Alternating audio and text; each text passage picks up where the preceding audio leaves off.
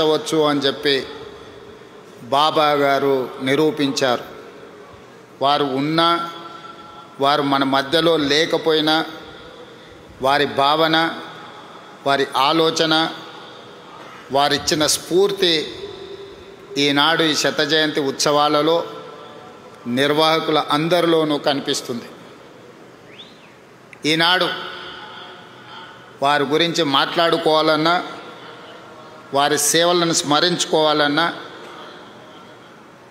ప్రభుత్వాలు కూడా కొన్ని సందర్భంలో చేయలేని పనులను బాబా గారు, బాబా ట్రస్ట్ ప్రజలకు సేవలను అందించడం జరిగింది.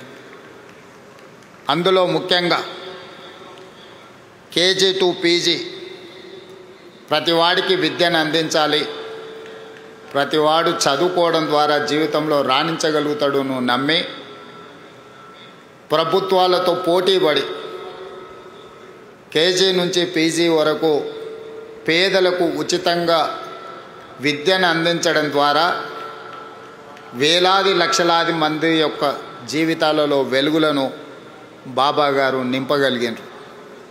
అదేవిధంగా వైద్యం, ప్రభుత్వాలు అందించిన పేదలకు వైద్యం సరిపోనప్పుడు బాబా గారు చివరి దశలో ఉన్న వాళ్ళను మరణం తప్ప మాకు